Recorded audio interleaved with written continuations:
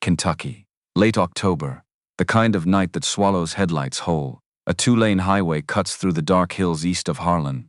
Empty, wet, the yellow lane lines dissolving under 3 hours of rain. No traffic. No sound except water on asphalt and wind moving through the tree lines on both sides like something breathing. Then, a pair of taillights, hazard lights, blinking slow on the right shoulder, patient, waiting. A truck slows, pulls over. A man steps out into the rain, worn jacket, work boots, the hands of someone who fixes things for a living. He crouches beside a flat tire on a luxury SUV that has no business being on this road at this hour. He reaches into the wheel well, stops, looks closer. Something is wrong with this tire. Not the kind of wrong that happens by accident. The kind that was put there. And somewhere down that dark highway, headlights, coming fast, 3 of them. Thursday. The last Thursday of the month. Which meant Caleb Merritt had exactly $42 in his checking account, 3 invoices still unpaid, and a 9-year-old girl sitting by the kitchen window counting the minutes until his headlights showed up in the driveway. He knew this because Sophie told him, every time, without fail, with the specific patience of a child who had decided that honesty was more useful than pretending not to notice things. The garage sat at the edge of Harlan, Kentucky. Not the pretty edge, the other one. The one with the gas station that hadn't updated its sign since 2009, and the diner that closed on Tuesdays for reasons nobody had ever satisfactorily explained. Caleb locked up at 7:53, hands still dark with grease he hadn't bothered to fully scrub off. He'd be back at it tomorrow morning. The grease knew that too. 3 jobs today. A transmission swap that took 2 hours longer than it should have, because the previous owner had apparently attempted to fix it himself using optimism and the wrong size wrench. Brake pads on a minivan, whose owner stood over him the entire time asking questions. Not helpful questions, just questions. And a busted radiator hose on a truck belonging to a man named Earl who paid in cash and left without saying thank you. Which was fine. Caleb didn't need thank you. He needed the $40 Earl had handed him, which now sat in his shirt pocket next to a gas receipt and a folded drawing Sophie had made last week. She'd drawn the 2 of them standing in front of a house that was considerably nicer than their actual house. She'd labeled it Our House Future. He kept it in his pocket because he was that kind of father. The kind who carried folded drawings. The kind who couldn't throw things like that away even when the paper got soft at the creases. He called her before pulling out of the parking lot. She picked up on the first ring, which meant she'd been holding the phone. How much longer? 30 minutes. Silence. The silence of a 9-year-old choosing her words with care. Dad. You said 30 minutes last Tuesday and it was 45. This time I mean it. You always mean it. Sophie, Mrs. Paulson went home already. I heated up the pasta. It's a little overcooked because I didn't know exactly when you were coming. And I didn't want it to get cold, but then it got overcooked and now it's kind of just a situation. Caleb leaned his head back against the seat, smiled at the ceiling of his truck. I'll be there before 9. It's already 8, then I'll be fast. Another silence, different from the first one. Okay, she said. The way she said things when she'd decided to trust him and was still a little nervous about it. He drove. The rain started somewhere around mile marker 14. Not politely, not gradually, just rain, all at once.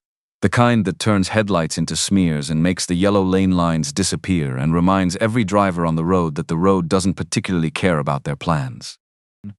Caleb turned the wipers to high, watched the water streak sideways across the windshield, thought about the pasta situation at home, thought about whether he had bread, thought about the invoice he still needed to send to a man named Hutchins, who'd been avoiding his calls for 2 weeks and owed him $300 that Caleb could genuinely use right now.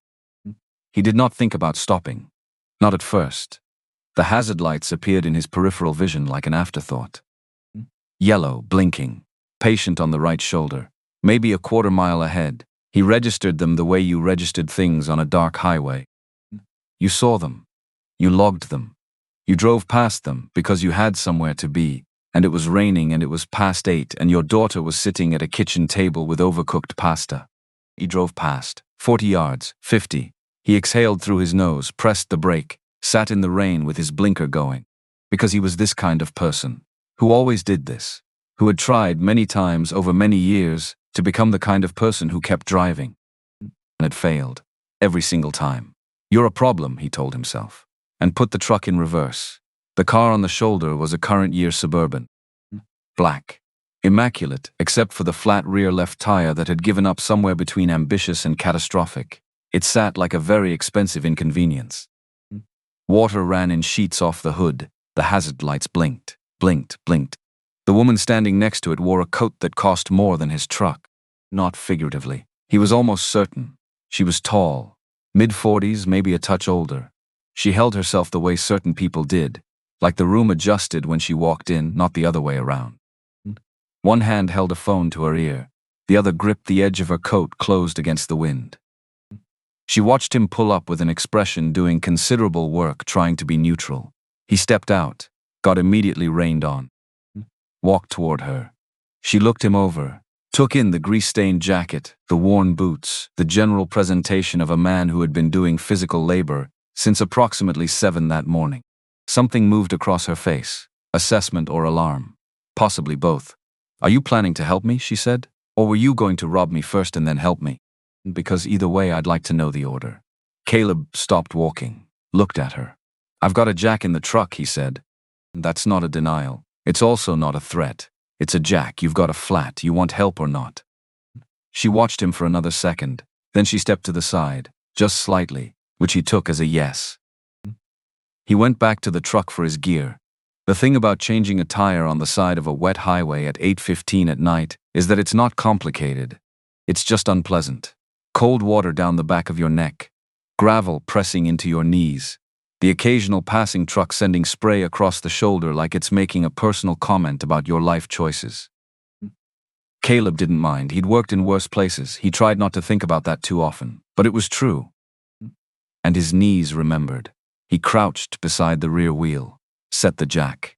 Started loosening the lug nuts with the steady economy of someone who had done this enough times that his hands knew the sequence before his brain issued the order.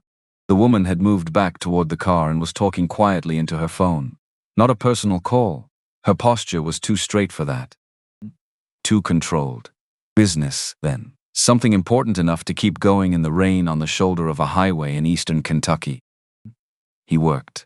And because he was who he was, and because certain habits don't leave you, no matter how hard you try to bury them under invoices and school pickups, and a life that was supposed to be simpler than the one before, he noticed things. The tear in the sidewall caught his attention when he pulled the flat tire free, just a flicker at the back of his mind. A wrongness that didn't announce itself. He tilted the tire slightly, looked closer. The cut was clean, too clean. Road debris tears rubber in jagged, outward-facing edges. Chaotic, uneven, the violence of something unexpected. This was different. The cut ran along the lower sidewall with a straightness that required an instrument. Not an accident. Caleb set the tire down. Said nothing, not yet. He reached for the spare, but now he was looking. Now the part of his brain he'd tried to put on a shelf 9 years ago, when Sophie came into the world and Claire left it, that part was awake. And it was not interested in going back to sleep. His eyes moved to the brake assembly behind the wheel mount. A small thing. 3 inches of brake line visible where the wheel had been, coated in road grime, because everything on the undercarriage of a car gets coated in road grime after highway miles in rain. Except there was one spot, small, the size of a thumbprint, where the coating was gone, where the line was clean, almost bright. Rain hit everything evenly, had been hitting everything evenly for a while.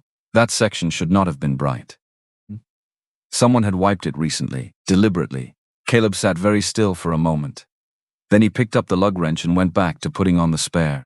He didn't say anything yet, because saying something before you're certain creates panic, and panic on the side of a dark highway was useful to no one. He'd learned that in a previous life he didn't discuss in polite company, but his hands had gotten very careful. He was torquing the last lug nut when the SUVs arrived. 3 of them, black, new from both directions, which was theatrical enough that for one disorienting moment Caleb thought he was misreading the situation. Then the doors opened in that synchronized way, the way of people who had rehearsed this, who had done this before, who moved with the controlled economy of professionals trained to secure a space before they'd finished assessing what was in it, and he understood he was reading the situation exactly right. Men in dark clothing stepped onto the shoulder. The one in front was around 45, broad through the shoulders. He moved with the authority that came from either law enforcement or military or both, and he was already looking at Caleb the way you look at a variable you hadn't planned for. He walked directly toward Caleb, stopped 3 feet away, stepped back from the vehicle. Caleb set down the lug wrench, stood up slowly, raised his hands to about shoulder height, the casual version, not the surrender version. The jack still loaded, he said. Weights on the left rear axle. Move it before I release it and you'll shift the balance on a wet shoulder. The man stared at him, step back. Caleb took 1 step back, not 2, 1. He kept his hands where they were. Rain hit the back of his neck and ran down under his collar. He was thinking, somewhere underneath everything else, about Sophie and the pasta and the fact that it was now 8:22. The woman in the expensive coat appeared beside the man and said his name, Owen, in a voice that had said it many times before in exactly that tone. Owen looked at her. Something passed between them. Then he looked back at Caleb. Who are you? Guy who stopped to change a tire. How did you know she was here? Hazard lights. Were you following the vehicle? Caleb looked at him steadily. I was driving home. I saw a flat on the side of the road. I stopped, a beat. Same thing most people would do. Except apparently there are enough people who want to hurt this woman that you responded to a tire change with 3 vehicles and armed men. Owen's jaw tightened. The woman spoke quietly. Let me talk to him. Ma'am, protocol says. I know what it says. Direct. Precise. Not unkind exactly, just assessing. You were changing the tire, almost finished. 1 more lug nut. And, he looked at her, then at Owen, then back at the wheel. I need you both to look at something. He crouched again beside the rear wheel, not touching, just pointing. The sidewall, he said. Look at the cut.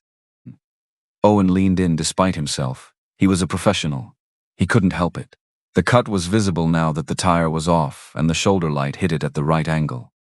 A clean line along the lower sidewall. Not jagged, not random. Road debris tears differently, Caleb said. It's chaotic, unpredictable. This was made with something straight, something sharp. Someone weakened this tire before she drove on it. Owen, that could be. Look at the brake line. A pause. Owen leaned further, saw the bright spot on the line, the place where the grime was gone. A long silence. The kind that meant the other person had just seen what you needed them to see. Someone wiped it, Caleb said. Recently. Before the rain reached it or they wiped it after. Either way, that section should be dirty. It's not. The woman straightened. Her voice was completely level. The voice of someone who had trained herself over many years to sound exactly like this. What does the brake line mean? Could mean nothing, Caleb said. Because he was honest, always had been. Could mean someone made a small cut in it. Small enough not to lose pressure immediately. Big enough that at highway speed, over distance, you lose braking ability at exactly the wrong moment. Owen was already on his radio. Terse. Efficient. 2 of his men moved immediately, one going flat under the frame with a flashlight. 20 seconds. The man under the car said something low and careful. Owen crouched to hear it. When he stood back up, his face had changed. He looked at Caleb the way people looked at you when they were revising something they thought they already understood. Steel insert, Owen said. Wedge cut. Sharp edge facing the sidewall from inside the suspension mount. Caleb nodded once. Designed to finish what the cut started, he said. The weakened sidewall fails first. The insert makes sure the failure is complete. She probably had 20 miles on this tire, maybe 30, before the structural integrity went. The woman said quietly, the bridge curve. That would be the intended point, Caleb said. She looked at him for a moment. Then she said, Diana Ashford. She offered her hand. He shook it. Her grip was firm and she didn't perform it. Caleb Merritt, he said. Something in her expression shifted, just slightly, like a door opening an inch to check the weather before deciding whether to open further.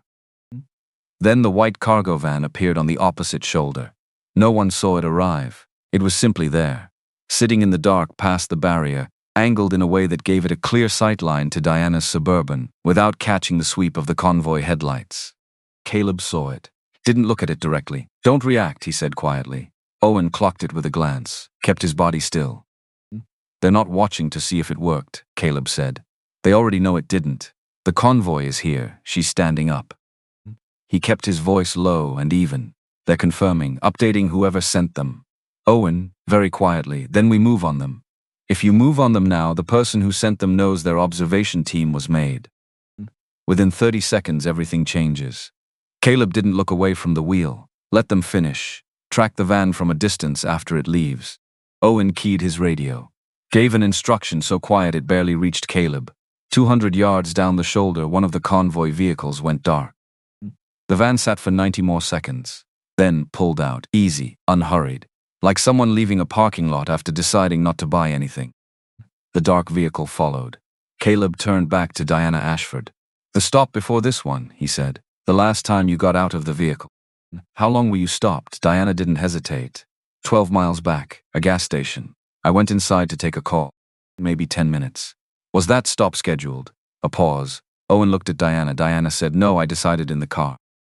Last minute.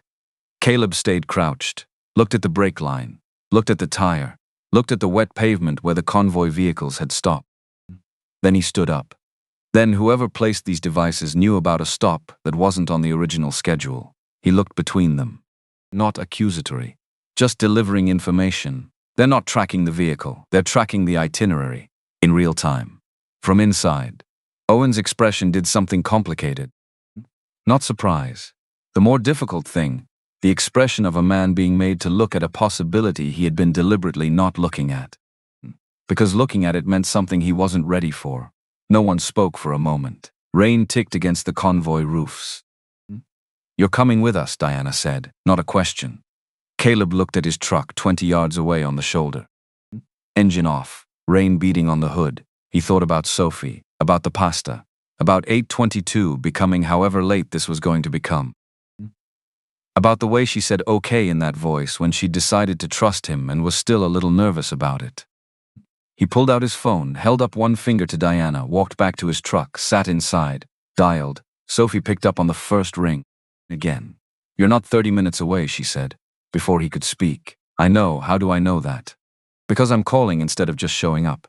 A pause, the sound of Sophie thinking. Did someone break down?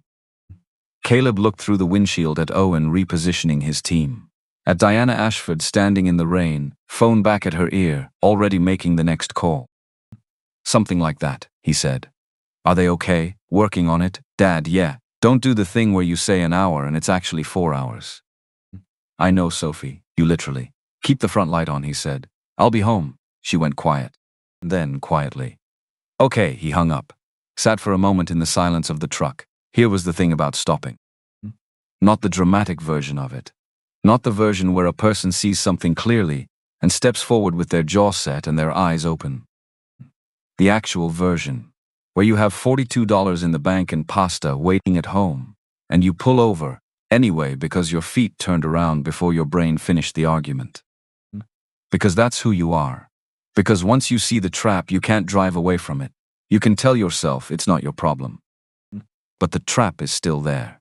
And whatever happens next is going to happen whether you're nearby or not.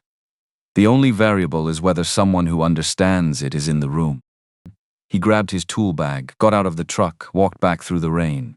Owen watched him approach. Caleb said nothing. Just picked up the bag and looked at him. Owen gave a short nod, turned toward the lead vehicle. The convoy engines came to life around them. And somewhere behind him, on the wet shoulder of a Kentucky highway, the car he'd come to fix sat dark and quiet. The trap still hidden in its frame. The evidence already photographed. The people already moving. Caleb Merritt didn't know yet what the next several hours would cost him. He knew what not stopping would have cost someone else. And that had always been enough. The convoy moved. The rain continued. Sophie's front light stayed on in a house 10 miles away. Patient, small against the dark. The convoy moved south at 35 miles an hour. Which felt, to everyone in the lead vehicle, like moving through wet concrete. Owen drove. Caleb sat passenger. Diana sat directly behind Caleb, close enough that he could hear the quality of her silence. Controlled, deliberate. The silence of someone running calculations they weren't sharing with the room. They'd been stopped on the shoulder for nearly 2 hours before moving. Owen had insisted on it. Full mechanical inspection of every vehicle in the convoy. Undercarriage, brake systems, fuel lines, electronics. Nothing moved until Briggs, Owen's logistics analyst, confirmed clean on all 4 vehicles via remote diagnostic. Then another 30 minutes while Owen coordinated with Kentucky State Police on the cargo van that had been tracked to the warehouse district and established a secure communication channel for the route ahead. Then 15 more while Diana made the calls she needed to make, standing outside the lead vehicle in the rain, voice low and steady. By the time they pulled onto the alternate route, it was past midnight. Outside, the rain had eased from violence to persistence. The highway was empty in both directions, just wet asphalt and tree lines and the occasional green exit sign catching the headlights before disappearing back into the dark. Caleb watched the road, not the mirrors, not the instruments, the road itself, the surface, the way water moved across it, where it pooled, where it ran clean.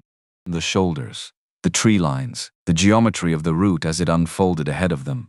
Owen noticed after about 4 minutes. You always do that. Do what? Watch the road like it's going to tell you something. Caleb didn't answer right away. The honest answer was yes, always, since before he could explain why. Since a version of his life he no longer talked about, when reading a road wasn't a habit but a professional requirement.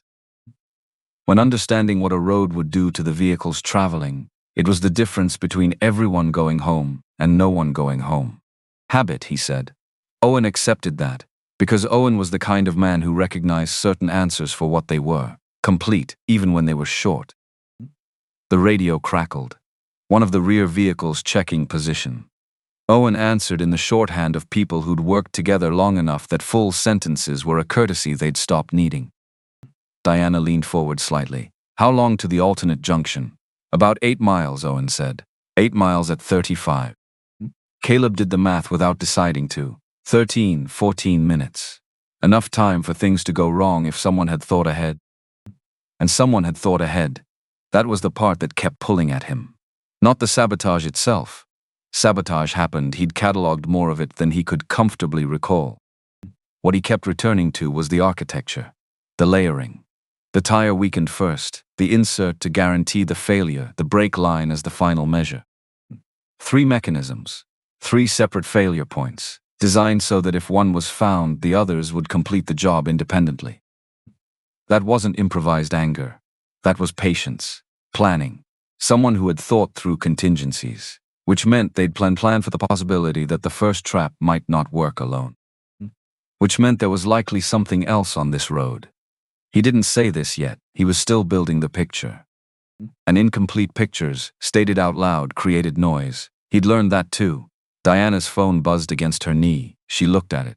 Didn't answer, turned it face down.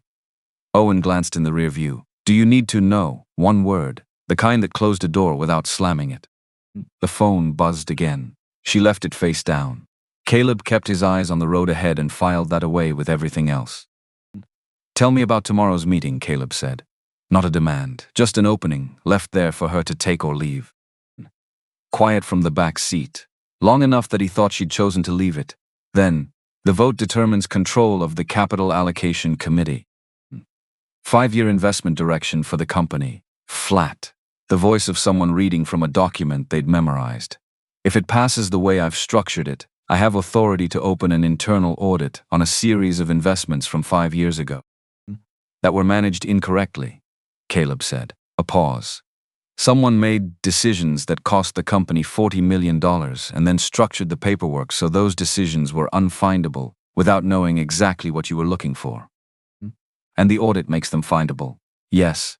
And the person who made those decisions is currently on the board. Owen said nothing, which meant he already knew, which meant this wasn't new information to Diana's security team, which raised the question Caleb decided to ask directly. How long have you known it was someone on the board? Silence. Diana. She looked up, caught his eyes in the mirror. 3 weeks, she said. Caleb nodded, turned back to the road. 3 weeks. She'd known for 3 weeks that someone in her inner circle was concealing a financial crime. And now, the night before the vote that would force it into the open, someone had tried to kill her.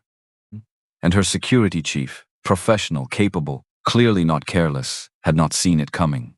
Because they'd been watching for threats from outside, not from the table. Owen, Caleb said. Yeah, the gas station stop. Your advance team swept the location before she arrived. Standard procedure, yes. Who on the advance team knew the stop wasn't on the original schedule? Owen's hand shifted on the wheel. The micro-movement of a man whose mind has just gone somewhere he didn't want it to. Reed, he said. Reed Callahan. He coordinates logistics. How long has he worked with you? 11 years, 11 years. Caleb let that sit without touching it.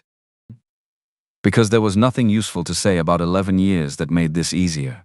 11 years was the kind of time that stopped you from asking questions. That made trust feel like bedrock instead of a thing you maintained. Don't confront him yet, Caleb said. Owen looked at him. If he's passing information, the line is still open. Use that. Caleb kept his voice even. Give him a route update. Make it slightly wrong. See where the next problem appears.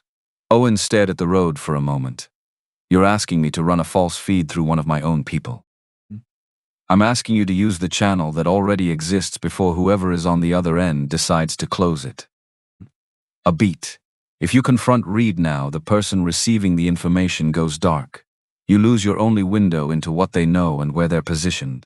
The windshield wipers moved back and forth. And if Reed is being coerced, Diana said from the back seat. Then we find that out too, Caleb said, and we handle it accordingly. Owen keyed his radio, not to Reed directly. To another team member, casual, a small course adjustment in the stated route, a waypoint 3 miles east of the road they were actually taking. False information, moving through a real channel, then they drove, and waited to see where it landed. Caleb saw it before the headlights fully reached it. A faint shimmer across the road surface, 200 yards ahead. The kind of thing you'd miss if you were watching the space above the road instead of the road itself. The kind of thing that looked, at first pass, like wet asphalt catching the light differently. Except wet asphalt didn't catch light in a perfectly even band straight across both lanes. Caleb said. Owen lifted his foot. What? Don't brake hard, ease it. The SUV came down to 20. Then 15. The headlights played forward and the shimmer resolved into something with texture and intention. A thin layer, edge to edge, distributed with a patience that rain didn't produce. Owen saw it, said nothing for 2 full seconds, then very quietly, "That's not rain," Caleb said. "Diesel or hydraulic fluid, one or the other, spread deliberately across both lanes in the approach to a curve with no guardrail and a 30-foot drop into a creek bed on the right side." Caleb looked at where it was positioned on the road, and something went cold in his chest. Because he'd been wrong about something. He'd assumed reasonably, he'd thought, that a second trap was a contingency, a backup measure in case the first was found. But the position was wrong for that. This wasn't placed in response to the tire sabotage being discovered. This was 3 miles past it, staged at a specific geographic choke point on a specific alternate route. It had been placed here before tonight, which meant someone had built this in sequence. Stage 1, disable the vehicle's tire and brake system. Slow the convoy, force a security response. Stage 2, while the convoy responds to Stage 1 and redirects to the alternate route is already prepared. Because a professional security team's first instinct when the primary vehicle is compromised is to move to secondary routing. That instinct was the vulnerability. They'd planned for Diana's team to do exactly what Owen had done, and the alternate route was where Stage 2 had been waiting. Caleb felt something he hadn't felt in a long time. Not fear, something more cold and professional than fear, a recognition of skill in the person on the other side of this. Because this was good. This was the kind of planning that meant there was almost certainly a third piece he hadn't found yet. "Guide me through it," Owen said, low. The voice of a man who had made a decision. "Straight line," Caleb said. "No steering corrections unless I tell you. Keep your hands loose, don't grip, just guide. Any adjustment has to be small and gradual. Fast movement and we're off the road, speed 10, maybe 12. Owen didn't argue. His hands adjusted on the wheel exactly as described. Not gripping, guiding. The SUV crept forward, into the shimmer. The change was immediate, subtle but immediate. The steering went soft, not gone, just disconnected from the road in the slight, treacherous way of surfaces that had stopped cooperating. The feeling of ice, but warmer, more deceptive. Diana was absolutely still in the back seat. "Easy," Caleb said. Owen drifting left. "I see it. Don't correct yet. Let it move. Wait for my word." The SUV moved left by maybe 8 inches. Slow watched the front right tire's relationship to the lane edge. Now left hand, Small, Owen adjusted, a quarter turn. Maybe less. The vehicle came back to center. Hold there. The shimmer continued under them. 15 feet, 20, 30. Then the surface changed. The grip came back. Owen felt it in his palms before he could have described what he was feeling. The return of friction, of the relationship between rubber and ground, that you only noticed when it came back after being gone. Clear, Caleb said. Owen exhaled once, short and controlled. In the back seat, Diana Ashford let out a breath that was the first fully unguarded sound Caleb had heard from her since the highway shoulder. Not fear, not relief exactly, just the sound of a person allowing themselves one moment of being human before reassembling. The radio crackled. Rear vehicles checking in. Owen guided them through one at a time, the same instructions, the same patience. 4 minutes. Felt like more. When the last vehicle cleared the slick section and Owen confirmed it on the radio, no one in the lead SUV said anything for a while. Then Diana said that was placed before tonight. Yes. Which means they expected us to take this route. They expected your team to redirect to secondary routing after the tire. That's standard. Caleb watched the road ahead. They built the plan around what a professional security detail would do. Owen, they studied our protocols. Yes. A silence, which means, Diana said slowly, there's something else. Caleb said, probably, not probably, almost certainly. But he said probably because he was still working out where it would be. And because stating certainty before you could support it was how you made people panic. And panic was what the plan on the other side was counting on. He kept watching the road. Nobody celebrated clearing the oil patch. That was something Caleb noticed and respected. No noise, no released tension. Owen just drove. Diana just sat. The convoy just moved. Because everyone in that vehicle was thinking the same thing, 2 down. What's 3? The rain had steadied into something patient. Not violent, just present. The tree lines thickened on both sides as the road dipped toward the junction area. The highway narrowed. The kind of narrowing that happened gradually enough that you didn't notice it until you were already committed. Owen's radio buzzed. The unit tracking the cargo van had followed it to a warehouse district on the east side of the city. Parked. No movement in or out. They were watching. Good. Caleb filed that away and kept his eyes on the road ahead. Diana's phone lit up again. She looked at it, and this time something happened on her face, small and fast. A tightening around the eyes, a fraction of a second, where the control she maintained like a second skin slipped before reasserting itself. Who is it? Owen said. Diana set the phone face down on her knee. Gerald, she said. The name landed in the car like something placed deliberately. Not dropped, placed. Owen's hands moved on the wheel, that small adjustment again. The one that wasn't about the road. Caleb turned slightly in his seat, not fully around, just enough. Who's Gerald? Neither of them answered immediately, which was the loudest possible answer. He let it sit. He didn't push. Some things came out when they were ready, and pushing only made them go deeper. He looked back at the road, watched the surface, watched the shoulders, watched the tree lines on both sides where the dark was complete and absolute, and could hold any number of things he wouldn't see until they moved. And then he saw the junction ahead. A blinking yellow light, 4-way stop. The kind that looked patient at night, the way rural intersections always did, like they'd been there long before you and would be there long after. And just past it, just barely visible at the edge of the headlight range, the outline of a sedan sitting wrong. Too still, too angled. Lights off but engine running. He could see the faint exhaust from the tailpipe catching the wet air. Positioned at exactly the angle that would force an approaching vehicle to correct left, where the shoulder dropped, where the ground was soft after hours of rain. Caleb looked at the approach geometry, looked at the drop angle of the shoulder, looked at the 4 vehicles behind them in close formation. The junction, he said. Owen, yeah, don't take it. Owen glanced at him. The alternate route requires. Someone calculated what your alternate route would be. That sedan is positioned to force a left correction on the approach. In these conditions, on this shoulder, with the convoy stacked behind us. Owen saw it. He saw it without Caleb finishing the sentence. Because Owen was good at his job, and good people at their jobs could recognize danger once someone pointed them at the right angle. The lead vehicle goes wide, Owen said. And what's behind it doesn't have time to correct. A beat. How do we go around it?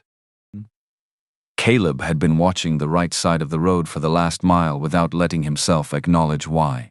Now he knew why. Maintenance road, he said.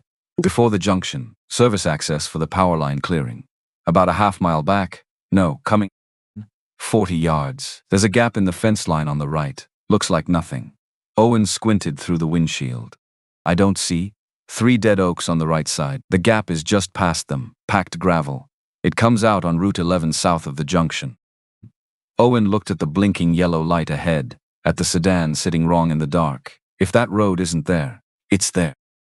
You're asking me to take a convoy off-road in the dark based on what has happened twice tonight, and what I can see happening a third time in about 30 seconds if we keep going straight. Caleb kept his voice level. I'm not asking you to trust me. I'm asking you to look at what's sitting at that junction and tell me what you think it's for. Owen looked. 3 seconds. 3 dead oaks, he said, right side. Owen keyed the radio, 3 words to his team. No explanation, just the instruction. And then he drove. Owen's radio buzzed. The unit tracking the cargo van had followed it to a warehouse district on the east side of the city. Parked. No movement in or out. They were watching. Good. Caleb filed that away and kept his eyes on the road ahead. Diana's phone lit up again. She looked at it, and this time something happened on her face. Small and fast. A tightening around the eyes. A fraction of a second, where the control she maintained like a second skin slipped before reasserting itself. Who is it? Owen said. Diana set the phone face down on her knee. Gerald, she said. The name landed in the car like something placed deliberately. Not dropped. Placed. Owen's hands moved on the wheel, that small adjustment again. The one that wasn't about the road. Caleb turned slightly in his seat, not fully around, just enough. Who's Gerald? Neither of them answered immediately, which was the loudest possible answer. He let it sit. He didn't push. Some things came out when they were ready, and pushing only made them go deeper. He looked back at the road, watched the surface, watched the shoulders, watched the tree lines on both sides where the dark was complete and could hold any number of things he wouldn't see until they moved. And then he saw the junction ahead. A blinking yellow light, 4-way stop. The kind that looked patient at night, the way rural intersections always did, like they'd been there long before you and would be there long after. And just past it, just barely visible at the edge of the headlight range, the outline of a sedan sitting wrong. Too still, too angled. Lights off but engine running. He could see the faint exhaust from the tailpipe catching the wet air. Positioned at exactly the angle that would force an approaching vehicle to correct left, where the shoulder dropped, where the ground was soft after hours of rain. Caleb looked at the approach geometry, looked at the drop angle of the shoulder, looked at the 4 vehicles behind them in close formation. The junction, he said. Owen, yeah, don't take it. Owen glanced at him. The alternate route requires. Someone calculated what your alternate route would be. That sedan is positioned to force a left correction on the approach. In these conditions, on this shoulder, with the convoy stacked behind us. Owen saw it. He saw it without Caleb finishing the sentence. Because Owen was good at his job, and good people at their jobs could recognize danger once someone pointed them at the right angle. The lead vehicle goes wide, Owen said. And what's behind it doesn't have time to correct. A beat. How do we go around it? Caleb had been watching the right side of the road for the last mile without letting himself acknowledge why. Now he knew why. Maintenance road, he said. Before the junction, service access for the power line clearing. About a half-mile back, no, coming 40 yards. There's a gap in the fence line on the right. Looks like nothing. Owen squinted through the windshield. I don't see. 3 dead oaks on the right side. The gap is just past them, packed gravel. It comes out on Route 11 south of the junction. Owen looked at the blinking yellow light ahead, at the sedan sitting wrong in the dark. If that road isn't there, it's there. You're asking me to take a convoy off-road in the dark based on what has happened twice tonight, and what I can see happening a third time in about 30 seconds if we keep going straight. Caleb kept his voice level. I'm not asking you to trust me. I'm asking you to look at what's sitting at that junction and tell me what you think it's for. Owen looked. 3 seconds. 3 dead oaks, he said, right side. Owen keyed the radio, 3 words to his team. No explanation. Just the instruction, and then he drove. The gap in the fence was exactly where Caleb said it was. The 3 dead oaks appeared in the headlights, pale, stripped, leaning slightly toward the road. The gap was just past them. A break in the fence line that looked, at speed, like a shadow between posts. Owen didn't slow down to reconsider. He turned. The SUV bounced hard over the entry grade and then settled onto packed gravel that was rough but solid. Built for utility vehicles. No interest in comfort. It had been here for decades. Branches scraped the left side panel. Owen winced. Diana said nothing about the branches. The road curved left through the tree line, ran parallel to the highway for about 300 yards, then bent right and descended gently toward Route 11. The headlights swept through dense undergrowth and came out onto clean asphalt. Owen merged south, checked his mirrors. 1, 2, 3, 4. All 4 convoy vehicles, intact, moving. He let out one short breath. Then he drove for 30 seconds without speaking. Caleb understood that those 30 seconds weren't silence. They were Owen processing what had just happened and deciding something about the man sitting next to him. 3 dead trees on the right, Owen said finally. Yes, you spotted that road coming in from the highway in the rain at night. I spotted it when we turned onto this route. Logged it. Owen was quiet for a moment. Then where exactly did you serve? Caleb looked out at the road unwinding ahead. The city lights were beginning to show on the horizon. Not close yet. But there. Vehicle protection unit, he said. Attached to force mobility operations, we studied convoy failures, every incident report we could access. We built models for how routes failed, how vehicles failed, how security protocols became vulnerabilities. And you applied that tonight. The principles don't change. The road changes, the equipment changes, the principles don't. Owen absorbed this, and you walked away from it, he said. I walked toward something else. Sophie was born. Claire didn't make it through. I had a 9-year-old reason to be somewhere other than wherever that work took me. He paused. Same motion, different direction. Owen said nothing, because some things deserved quiet instead of response. The radio buzzed.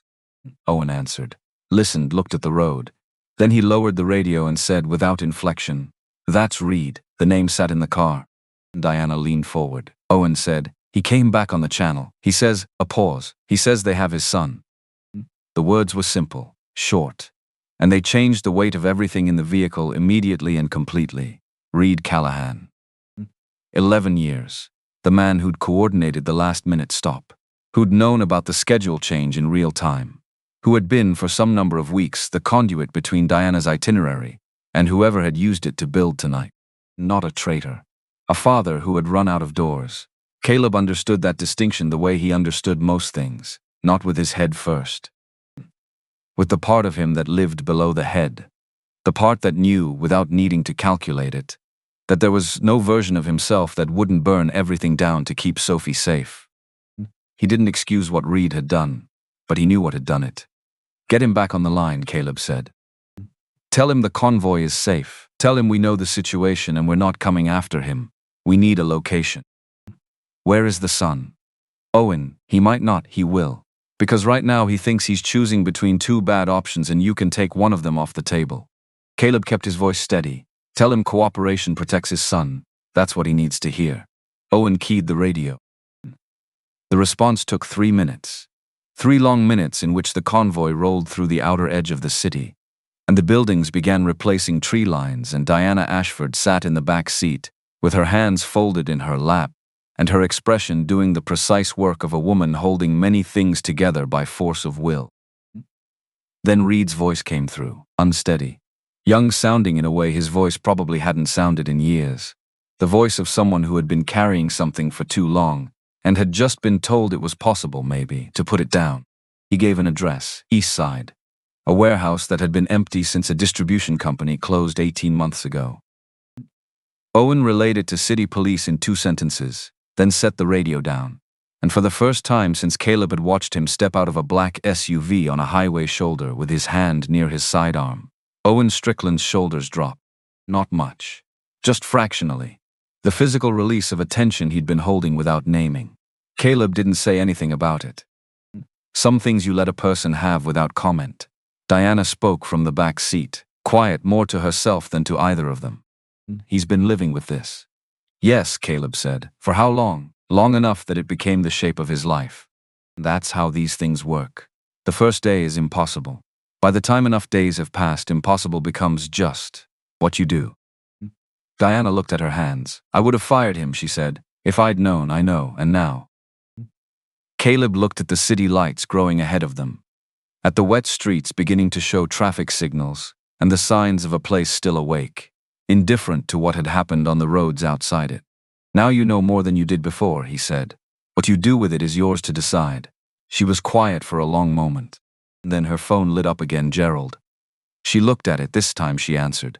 Her voice was extraordinary, warm. Slightly tired in the way of someone who'd been traveling and was nearly home. The precise performance of a woman with no reason for alarm. Gerald, I was just about to call you. Long night. Gerald's voice came through the speaker, compressed and tinny. Concern, he'd been trying to reach her. He'd heard there was some kind of delay. Was everything all right? Heard? From whom? Diana said everything was fine. Minor logistical issue, fully resolved. She'd see him at the board meeting in the morning. She hung up, sat back, said nothing for 30 seconds then. How long has he been watching me? Not to Owen. Not to Caleb. To the question itself. Caleb turned slightly. You suspect him specifically, he said. Not just someone on the board. Him. Her voice when it came was entirely even, which was its own kind of answer. The missing documents from the audit archive. Physically removed.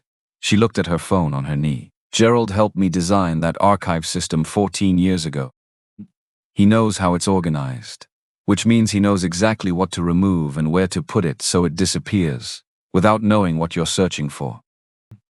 Owen from the front, Diana. If Gerald is involved at the level we're describing, I know, then tonight wasn't the first time he's moved against you. A silence, long, the kind that had weight in it. Warren's accident, Owen said carefully, 7 years ago. If Gerald? One word. He stopped. She looked out the window at the city coming toward them, at the lights on wet streets, at the reflection of everything in the dark glass. I know, she said again. And from the weight of those two words, Caleb understood this was not new territory for her. That somewhere in the 7 years since her husband died on a road she hadn't been on, something had never fully resolved. Something she'd folded up and placed somewhere she could function around it. Because unfolding it completely was a level of loss that made everything else feel manageable by comparison. Her husband, her brother, the company she'd built in the silence after. Caleb looked back at the road. The city checkpoint appeared ahead. 2 police cruisers with lights running, waiting exactly where Diana had arranged them, in a call she'd made while he was talking Owen through the oil patch. While the SUV was doing 10 miles an hour across a slick road in the dark, Owen pulled up to the checkpoint. Brief exchange. Then they were through, moving into the final approach to the city center. Caleb looked at his phone and checked the time. Just past 1 in the morning. He'd left the garage at 7:53, called Sophie at 8:15. Stopped on the shoulder at 8:22. Over 4 hours, Sophie would be asleep. The front light would still be on. She never turned it off until she heard the truck in the driveway. That was a rule she'd made for herself without telling him, and he'd noticed it after the 3rd or 4th time he'd come home late and found it burning. He'd been gone for considerably longer than 30 minutes. She was going to have thoughts about this, detailed thoughts, presented over breakfast with the focused intensity she brought to everything she considered worth addressing. He almost smiled. Diana was watching him in the mirror. He could feel it without looking. You're thinking about her, she said. Yes, what's she like? He thought about how to answer that honestly. Sophie wasn't a type or a category. She was a person who happened to be 9 years old. She's very certain, he said, about most things. She has strong opinions about how pasta should be cooked and whether people are worth trusting. And she's usually right. About people especially? About people especially. Diana was quiet. Then, the softest she'd sounded all night. You should go home to her. Soon. Tonight, Caleb. When this is finished. He looked at her in the mirror, understanding that she meant something larger than logistics. That she was saying, in the language of a woman who had built everything to avoid stopping, stop, go home. The quiet is not the enemy. Yes, he said. The convoy slowed. The Ashford Capitol building came into view. 42 floors of glass and intention, lit from inside on the executive levels, figures visible through the ground floor windows. They were almost there. 2 traps down. One name beginning to take shape. And somewhere east of the city, at an address Reed Callahan had given them in a shaking voice, a boy was about to be found. Caleb watched the building get closer. Ahead, clear, for now. The Ashford Capitol building was 42 floors of glass and intention. It stood at the end of Meridian Boulevard like something that had decided it belonged there, and simply waited for the city to catch up. At 2:30 in the morning, it was lit from inside. Not fully, just the lobby and the upper executive floors. The kind of lighting that said certain people never actually stopped working. They just changed locations. The convoy pulled into the private entrance on the north side, one by one. 4 vehicles that had survived a night that was not supposed to be survivable. Owen cut the engine. Nobody moved for a moment. That happened sometimes. After something, the body needed a beat to register that the forward motion could stop. That it was permitted now to simply sit inside the stillness without bracing for the next thing. Then doors opened. People moved. Security personnel from inside the building came out through the glass lobby doors. Owen's team established positions. Radios crackled in the shorthand of professionals who were very good at their jobs and were currently processing the fact that their jobs had very nearly failed tonight. Caleb stepped out last. The air was cold, wet. Pre-dawn cold sat differently than nighttime cold. Heavier, more direct, like the dark was finally being honest about what it was. He set his tool bag on the ground beside the vehicle, rolled his shoulders once, looked up at the building. 42 floors. He'd been inside buildings like this before. Different cities, different circumstances. The same fundamental geometry of power, everything proportioned to established scale before you'd spoken to anyone. The lobby ceiling 20 feet high. The reception desk, designed to make you aware of the distance you'd need to cross to reach it. He picked up his tool bag. Diana Ashford stepped out beside him. She'd been on her phone during the final approach, and she was still on it now. A conversation conducted in the clipped, precise language of someone issuing instructions to people who didn't need context, only directions. She finished the call, lowered the phone, looked at the building. Then she looked at Caleb. "They're bringing Reed in," she said. "Owen's team picked him up 10 minutes ago. How is he?" Recuperating. A pause, completely. Caleb nodded. "And the boy?" Diana's expression shifted. Just slightly. The way it shifted when something got through the architecture. "They found him 40 minutes ago. The warehouse address Reed gave us. He's at St. Catherine's now. A beat. He's all right. Dehydrated, frightened, but all right." Caleb let that sit for a moment. A 12-year-old boy in a warehouse with a space heater and granola bars. 19 days. And his father coming to work every morning, standing in rooms with Owen, answering questions about logistics and scheduling, and carrying that weight alone because the instruction had been very clear about what happened if he didn't.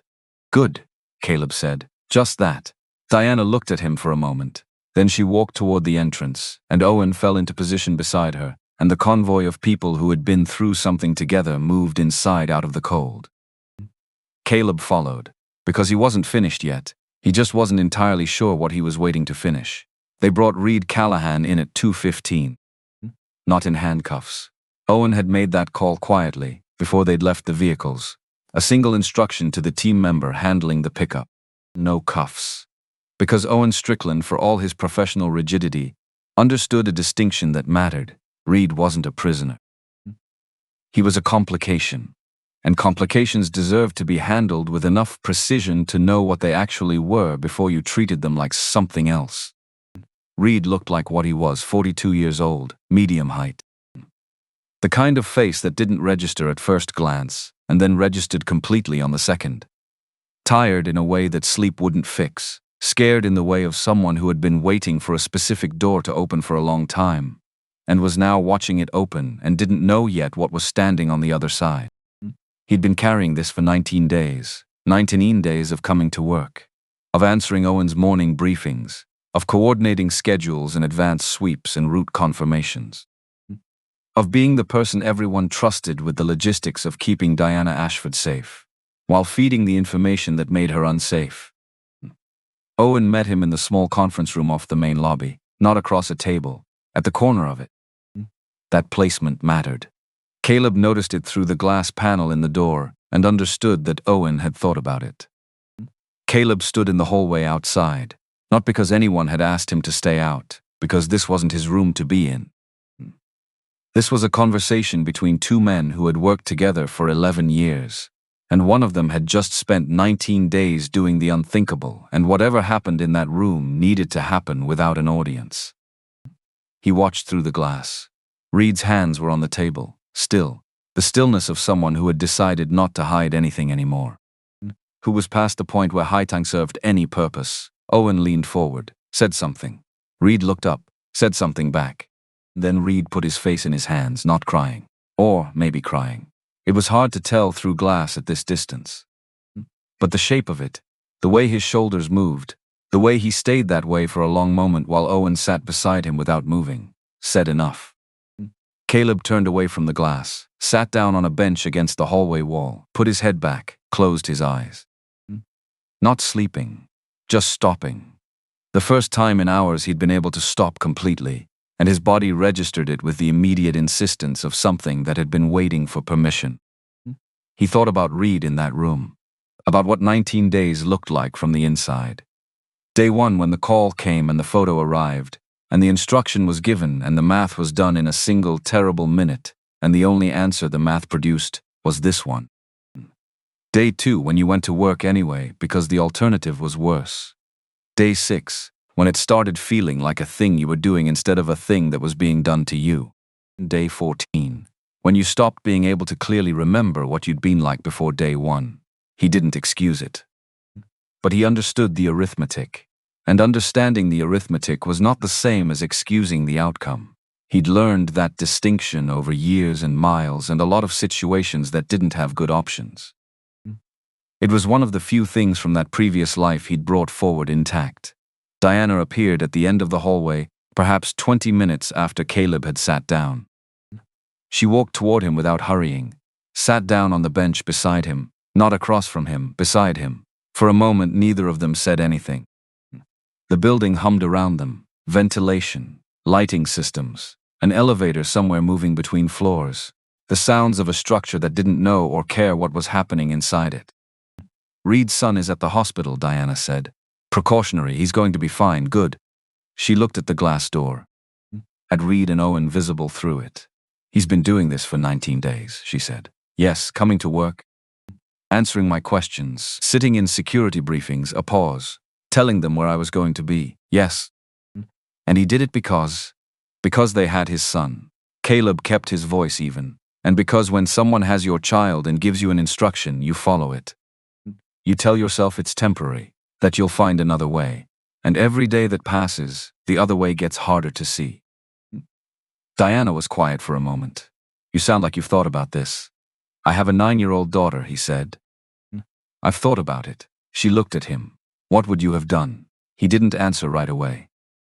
Not because he didn't know, because the honest answer was the kind you didn't say quickly. The same thing, he said.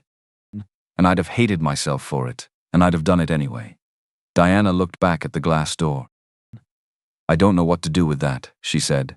You don't have to know tonight, he said. Tonight you just have to get to morning. The detail that broke it open came at 3:47. Owen had left the conference room about an hour after sitting down with Reed, once the initial interview was complete and Reed had said everything he had to say. He'd transferred Reed to another team member and gone upstairs to where his analyst was working. A back office on the 14th floor that had been running the digital trace on the communication chain since they'd arrived at the building. When Owen came back down, he walked directly to Caleb in the hallway, not to Diana, to Caleb first, which said something about the order in which Owen had decided to do things. He showed Caleb his phone, a name on the screen. Caleb read it, then looked up. You already knew, he said. Not a question. I've suspected, Owen said, for about 3 weeks. Since Diana started the preliminary review of the audit records. He looked at the wall, then back at Caleb. There was nothing I could bring to her that was concrete. Nothing that rose to the level of I couldn't walk into her office and tell her I suspected her brother without it being about Warren, Caleb said. Owen stopped. What do you know about Warren? He said carefully. I know he died 7 years ago in an accident. I know Diana said his name in the car in a way that meant she's been carrying something about it. And I know that when you started to bring it up earlier, she stopped you. Caleb looked at him. So either the accident wasn't an accident, or she's always wondered if it was, or both. Owen exhaled slowly through his nose. Both, he said. And Gerald was in a position to. Gerald managed Warren's personal security for 2 years before Warren died. Owen's voice was completely flat, the flatness of someone who had been holding this carefully for a long time. The accident was investigated, determined to be mechanical failure, brake system. No evidence of tampering was found. Caleb looked at him. No evidence was found, he said. By investigators who weren't looking for the right things. Owen said nothing, which was the same as saying yes. The shell company, Caleb said, 4 years old. The audit records that went missing covered investments from 5 years ago. Gerald started building his exit before Diana even began looking. Which means he knew she'd get there eventually, Owen said. He knows how she thinks. He helped her design the archive system. He knows her processes. He knows her instincts.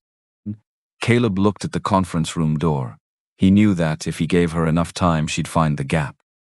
So he built a way out before she started looking, and when it became clear she was getting close, he decided a way out wasn't enough. Owen looked at the hallway floor.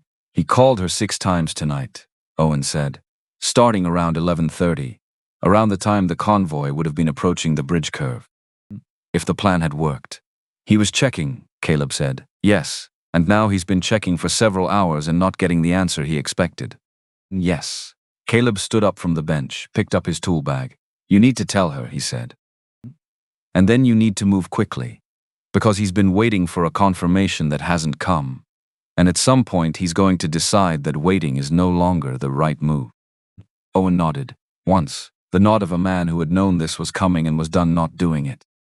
He walked to the office where Diana was, knocked twice, went in. Caleb stayed in the hallway, sat back down.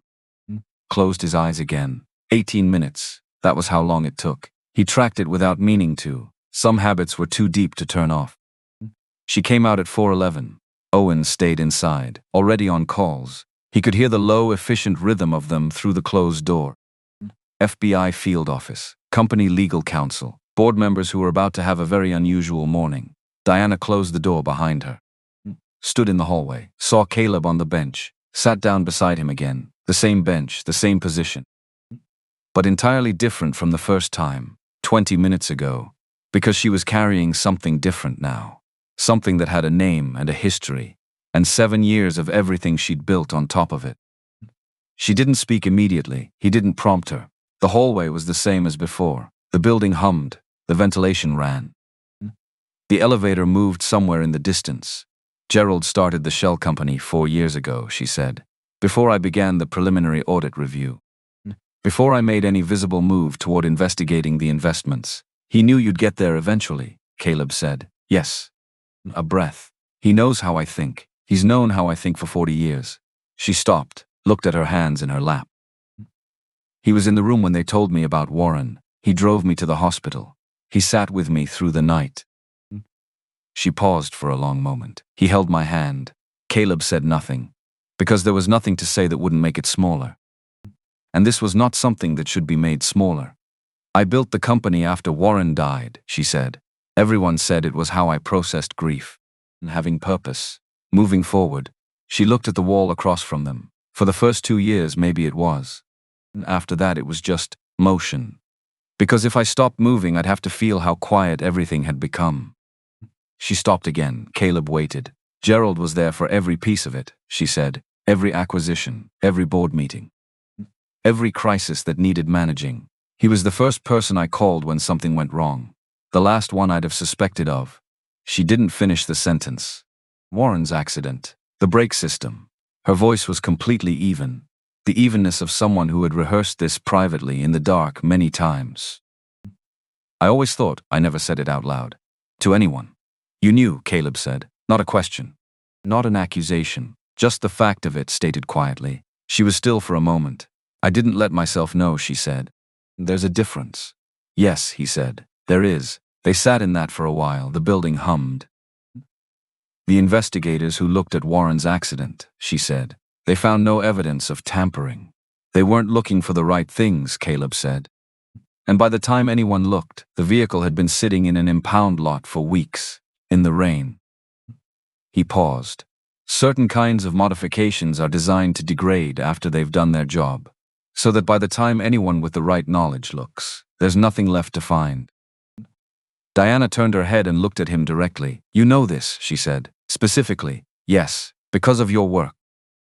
Because I spent years studying how vehicles failed and why and who built the failures in. He held her gaze. The technique used on your car tonight, the brake line modification specifically, I've seen that configuration before, in training materials that were never released outside a specific defense program. A pause. Someone who planned tonight had access to knowledge that very few people have. Diana's eyes sharpened. You said that in the car, that the person who planned tonight had military-level knowledge. Yes, Gerald served, she said. Army. Before the company. He doesn't talk about it. He never talked about it. She looked at the wall. I never asked. Caleb said nothing, because the picture was complete now, or complete enough. And there was nothing left to build toward, only the weight of it to sit with for a moment before the next set of things had to happen. I'm sorry, he said. She looked at him. He didn't say it often. He'd learned to be careful with it. But he meant it the way you meant things when you'd seen enough of the world to understand what loss actually cost. For which part? She said. All of it, he said. Warren.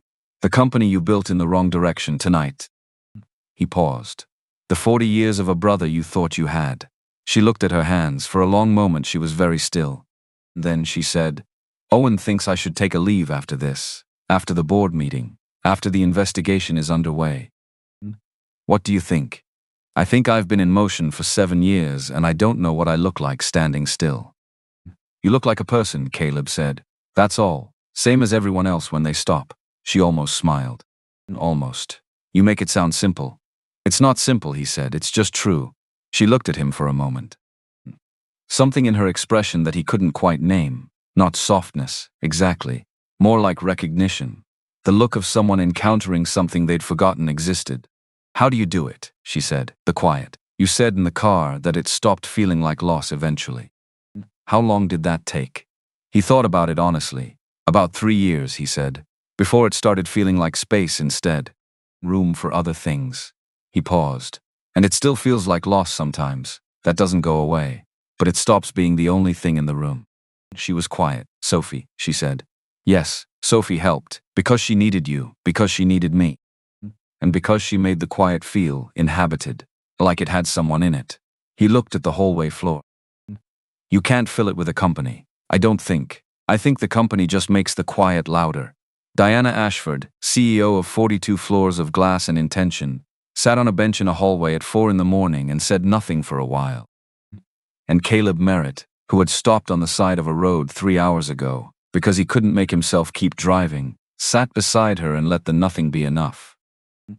Gerald Ashford was taken into custody at 4:58 in the morning.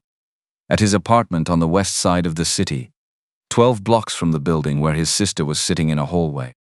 Still dressed, still awake. His phone, when the agents looked at it later, showed 23 outgoing calls since midnight. Diana's number. Several others that would take the FBI the better part of a week to fully trace. He had opened the door when the agents knocked. Had looked at the people standing there. Had said nothing. Had turned and walked to the kitchen and sat down at the table and waited. Like someone who had been waiting for this particular door for a long time. Like someone for whom the waiting, finally being over, was its own complicated kind of relief. Owen brought the news and told Diana quietly. She received it with the same stillness she'd received most of the night's information. Not detached, not cold. Just the composure of a woman who had been preparing for something for years and was now on the other side of it, and didn't yet know what that felt like. His apartment, she said. Yes, he was home, he was just sitting there, yes.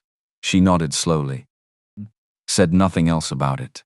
Caleb had moved to the lobby by then, standing near the entrance, his tool bag beside him on the floor, watching the street through the glass. The city at 5 in the morning was a different city than the one at midnight. Quieter, but with the first suggestion of the day beginning in the lightening at the eastern edge of the sky. Owen came to stand beside him. Reed, Owen said. Yeah, he gave us everything, not just the address, the whole chain. How he was approached, who contacted him, the structure of the operation. Owen looked at the street. Everything Gerald needed him to pass, every piece of it, Reed kept records of. In a personal email account. He said he wanted there to be evidence, in case something happened to him. Caleb looked at the street. He was building a way out, he said. Even while he was doing it, he just didn't know when to use it. He was waiting until his son was safe, yes. Owen was quiet for a moment. 11 years, he said. Not to Caleb. Just to the air. You'll decide what to do with him. I don't know what to do with him. Yes, you do, Caleb said. You're just not ready to decide yet. That's different. Owen turned and looked at him.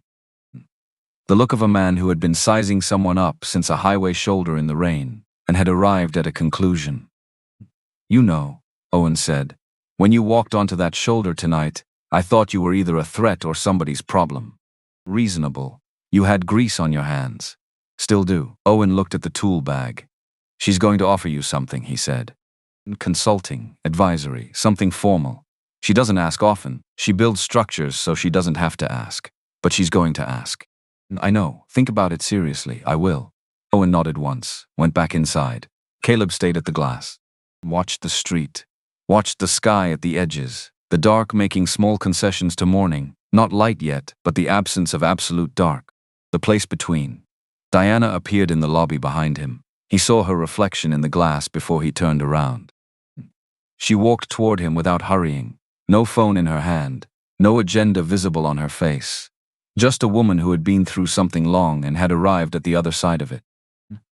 She stopped a few feet away, looked at him the way she'd looked at him on the highway shoulder, but different now.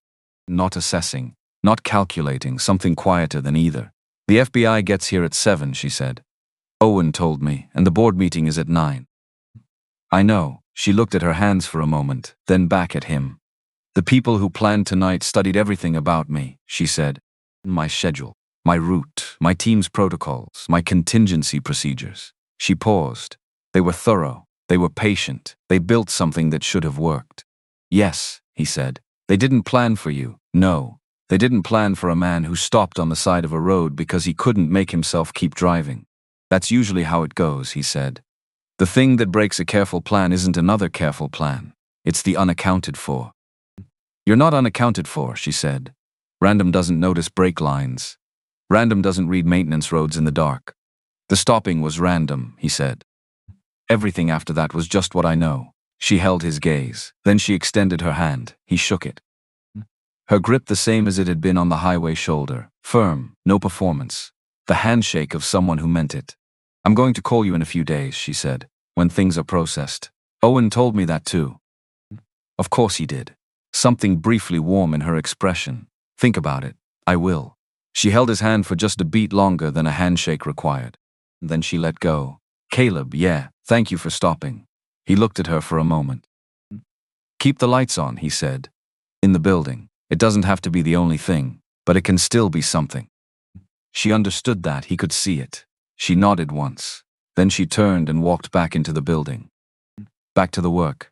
Back to 9 o'clock. Back to the thing that was still hers, even if she'd built it for the wrong reasons for a while. Because 9 o'clock was not going to wait. And Diana Ashford had never been the kind of woman who let things she could control slip past her. Caleb watched her go through the glass. Then he picked up his tool bag and walked out into the morning.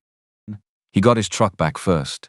A police unit that Owen had arranged drove him out to mile marker 14 on the highway. His truck sat exactly where he'd left it. Faithful and unglamorous hazard lights still running, patient in the early gray. He turned the lights off, got in, started the engine, listened to it catch. He sat for a moment in the silence of the cab. The rain had stopped. The highway was empty. The sky was doing the slow work of becoming morning. Gradations he couldn't quite name, somewhere between black and gray, moving without announcing itself. He drove. No radio, just the engine and the road and the particular quiet of an hour that belonged to no one. He thought about Reed Callahan. About the arithmetic a person did when the arithmetic had no good answer. About what it meant to carry something for 19 days and still come to work. Still function. Still be to everyone around you, the person they'd always known. He didn't excuse it. But he understood the weight. He thought about Owen. About 11 years of trust tested against 19 days of impossible circumstance. About how the math of that didn't come out clean and probably never would. About the fact that Owen already knew what he was going to do. He just needed the night to be over first. He thought about Diana, about what it meant to build 42 floors of forward motion over a question you'd never let yourself ask out loud. About the board meeting at 9, and the empty chair, and the moment when she'd walk into that room knowing everything she now knew, and still run the meeting because that was who she was. About a woman who had said keep the lights on and understood what he meant by it. He turned onto his street as the first real light of morning was beginning to arrive. Not dramatic, not sudden. Just there, slowly, the way mornings always came. Before you noticed the transition, it had already happened. The same houses, the same parked cars. The oak tree in the front yard that had lost half its shape in a storm 2 years back and was still growing into whatever it was going to be next. And at the end of the block, his house. Small, white, a light on in the kitchen window that hadn't been on when he left. And the porch light on. He pulled into the driveway, cut the engine, sat in the quiet for a moment. The cooling engine ticked. A bird somewhere in the oak tree made a sound, the first sound of the day, testing the morning. Then the front door opened. Sophie stood in the doorway in her star pajamas. The ones that hid above her wrists now, but that she refused to give up because she said they still fit, which was technically true if you ignored certain evidence. Hair on one side, eyes not quite all the way awake. She looked at him. He looked at her. "Hi," she said. "Hi." She stepped back to let him in. He walked up the porch steps, through the door. The house smelled like coffee that had been sitting on the burner too long, made by a 9-year-old who had learned the machine and applied that knowledge with complete commitment and imperfect results. He took off his jacket, set his tool bag by the door. Sophie stood in the kitchen doorway watching him with the patient, cataloging attention she'd had since she was old enough to pay attention to anything. "You were gone a long time," she said. "I know. You didn't call after the first time, I know." "I'm sorry." She considered this, accepted it with the grace of a child who understood that some apologies were the best available and you took them. "I made coffee," she said. "It might be a little. I'll drink it." "Okay." She poured 2 mugs. One full. One with exactly the inch she was allowed on mornings that qualified, which she had apparently decided this one did. They sat down at the kitchen table. The yellow wall behind Sophie was slightly uneven on the left side, where she'd helped paint it 2 summers ago, pushing the roller with more enthusiasm than precision. He'd let her, of course he'd let her. The coffee was terrible. He drank it like it was the best thing he'd ever tasted. Because right now it was. Sophie watched him over the rim of her mug, that watching she did, patient, complete, nothing escaping it. "You look different," she said. Tired, not just tired, 9 years old. Star pajamas with short sleeves. An inch of badly made coffee. The kitchen they'd painted together. The house that was not yet the house in the drawing but was getting there, one paid invoice at a time. "Someone needed help," he said. "Did you help them?" "Yes." "Were they okay?" He thought about Diana walking back through the lobby at 5 in the morning. About the board meeting at 9. About a chair that would be empty and a room full of people who didn't yet understand what that meant. "They're going to be," he said. Sophie nodded, drank her inch of coffee with great seriousness. Then she put the mug down. "Dad?" "Yeah, you always look like that when you help someone." "Like what?" She thought about it. "Getting it exactly right. Like you're pretending it wasn't a big deal," she said. "But your eyes are doing something different than your face." He looked at his daughter. This specific particular person who had arrived in the world on the same day Claire had left it. Who had been from the very first morning the most complete reason he'd ever had to do anything, or keep going when keeping going was the harder choice. "Go get ready for school," he said. "Dad, Sophie, you're doing the name voice." "What name voice?" "The one where my name means end of conversation." "Because it means end of conversation." She sighed. The sigh of a 9-year-old who has made her point and chosen magnanimously not to press it. She got up, took her mug to the sink. At the kitchen doorway she stopped, didn't turn around. "Dad, yeah. I'm glad you came home." He looked at the yellow wall, at the uneven left side, at the evidence of small hands that had wanted to help and been allowed to. "Me too, Soph," he said. "Me too." She went down the hall. He sat alone in the kitchen, the bad coffee. The morning light coming through the window over the sink. The sound of the house settling into another day. And across the city at 9 o'clock exactly, Diana Ashford walked into the Ashford Capital Board meeting. sat down at the head of the table, looked at 11 people who had read the morning alerts and were trying to arrange their faces appropriately. Gerald's chair was empty. Nobody asked about it. The meeting began. Caleb sat at his kitchen table with a folded drawing in his shirt pocket, a house labeled Our House, Future, and let the morning be what it was. Quiet, full, enough. He'd stopped for a flat tire. Everything after that was what he knew, and he'd known enough.